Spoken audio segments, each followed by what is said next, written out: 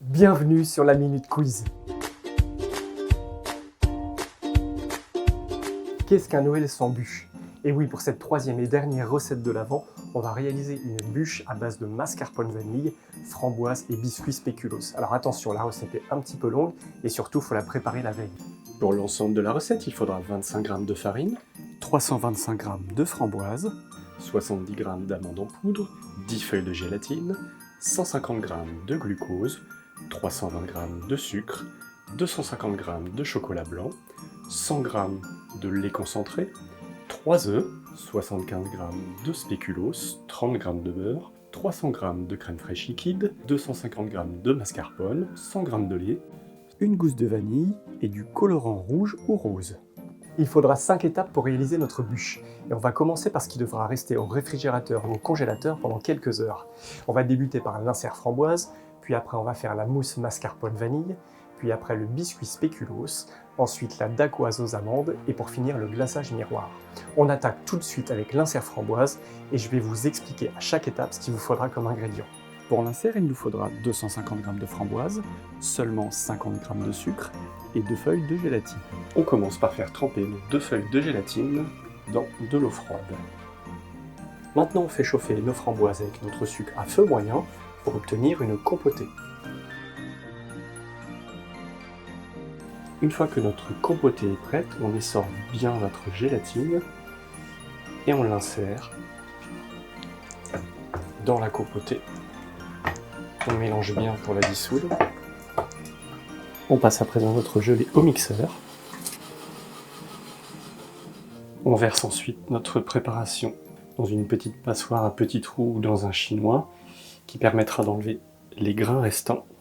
On va utiliser ce moule à insert que l'on va filmer pour un démoulage plus facile. Et on verse notre insert framboise. Et on place notre insert pendant au moins 2 heures au congélateur. On passe à la deuxième étape, la mousse mascarpone vanille. Pour la mousse vanille, il faudra 300 g de crème fraîche liquide, 100 g de lait, 3 feuilles de gélatine, 3 jaunes d'œufs, 50 g de sucre, 50 g de chocolat blanc, 250 g de mascarpone et l'équivalent d'une gousse de vanille. On fait tremper nos 3 feuilles de gélatine, toujours dans de l'eau froide. Dans une casserole, on va porter à ébullition la crème fraîche, le lait et l'équivalent d'une gousse de vanille.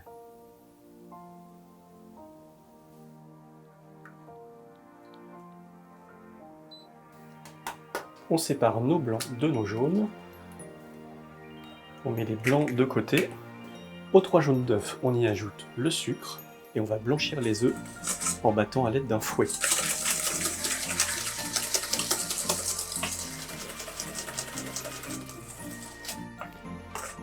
Une fois que notre mélange lait-crème est porté à ébullition, on le mélange à notre jaune d'œuf.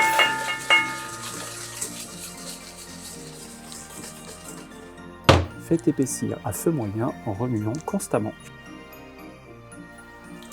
Hors du feu, on y ajoute nos 3 feuilles de gélatine bien égouttées. On remue.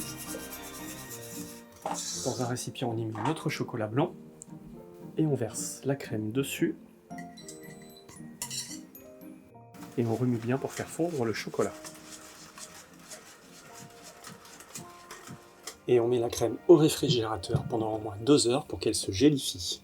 On passe au croustillant spéculoos qui va devoir rester lui aussi au réfrigérateur. Pour le croustillant, il nous faudra 75 g de spéculoos, 50 g de chocolat blanc et 30 g de beurre.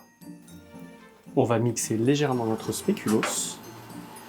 On va faire fondre notre beurre avec notre chocolat au bain-marie, c'est-à-dire qu'on va mettre une casserole d'eau chaude et faire chauffer notre récipient au-dessus. L'eau chaude va permettre de faire fondre doucement notre beurre et notre chocolat. On verse ensuite le spéculoos dans la préparation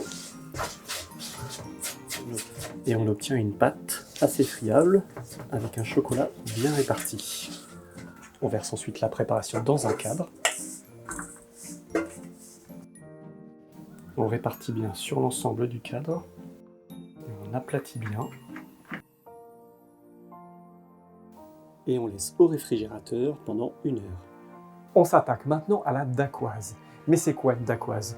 C'est un biscuit meringué à base de sucre, de blanc d'œuf et de poudre d'amande. On va utiliser nos 3 blancs d'œuf, 70 g de sucre en poudre, 70 g de poudre d'amande et 25 g de farine. On commence par tamiser notre farine et notre poudre d'amande. On commence par monter nos blancs à vitesse moyenne. Dès qu'on arrive à ce côté mousseux, on y intègre petit à petit le sucre en poudre. Et on finit de monter nos blancs à vitesse maximale. On aura une meringue bien lisse.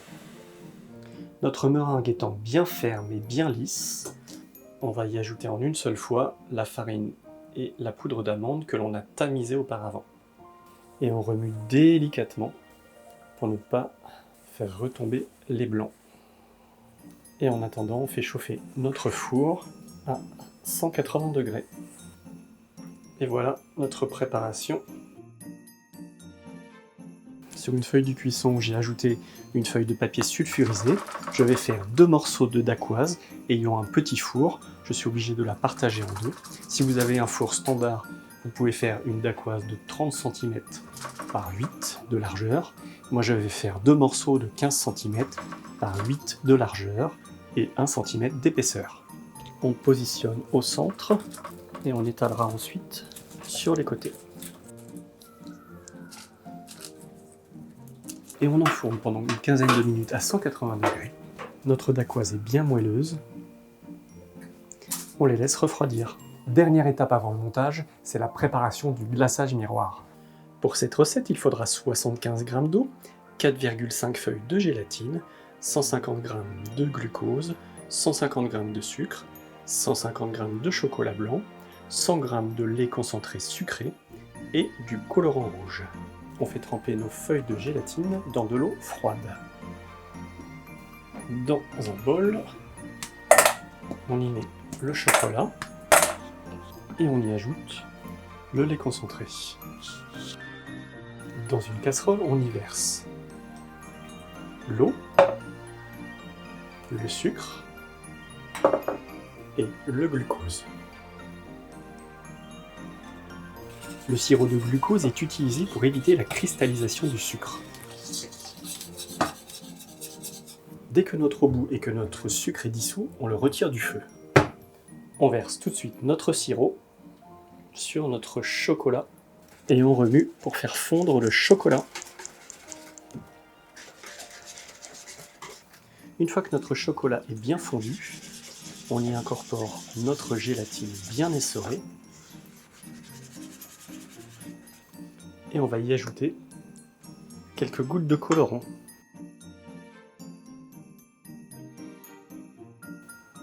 Et voici notre beau glaçage, prêt à passer la nuit au réfrigérateur.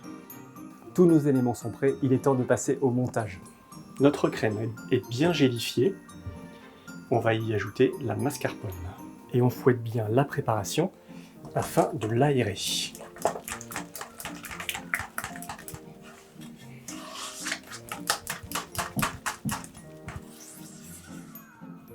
On va placer une feuille rhodoïde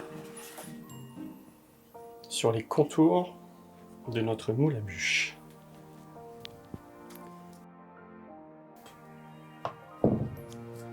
On étale bien pour éviter d'avoir des bulles d'air. On va utiliser environ la moitié de notre mousse sur les contours. On va à présent disposer une rangée de framboises sur toute la longueur du moule. On y dépose notre insert surgelé. Et ensuite, on y dépose le reste de la mousse. On insère bien la mousse sur les côtés jusqu'à bien recouvrir notre insert. On n'a plus qu'à déposer notre biscuit spéculoos. Le biscuit reste friable, mais vous pouvez ajouter les morceaux. Il ne nous reste plus qu'à ajouter la dacquoise aux amandes.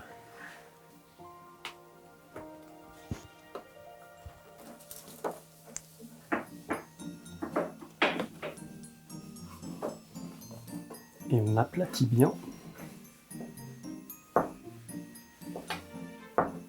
Et voilà notre bûche prête à passer à la congélation pendant une nuit. Il faut maintenant attendre une nuit pour avoir un ensemble bien congelé. On continue donc la recette demain. C'est le jour J, on va pouvoir finaliser notre bûche et surtout la déguster. On sort notre glaçage du réfrigérateur et on le fait réchauffer au bain-marie. On va remuer doucement pour ne pas qu'il y ait des bulles d'air qui se forment et qui du coup apparaîtraient sur notre bûche. Avant de sortir la bûche du congélateur, on prépare notre grille de glaçage avec un plat en dessous pour récupérer notre surplus de glaçage. J'adore la couleur de mon glaçage. Bien rose, bien flashy. Dès que notre glaçage est complètement fondu, on sort la bûche du congélateur. On va pouvoir à présent démouler notre bûche. Et pour finir, on enlève la feuille rhodoïde délicatement. On va appliquer le glaçage d'un seul coup sur la bûche sortant du congélateur. Il faut le faire en un seul coup. On va essayer de ne pas se rater.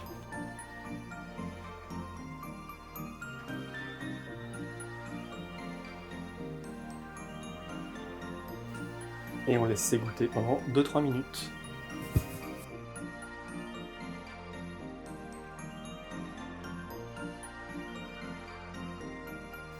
Et voici notre bûche terminée. On n'a plus qu'à la laisser décongeler pendant au moins 6 heures au réfrigérateur.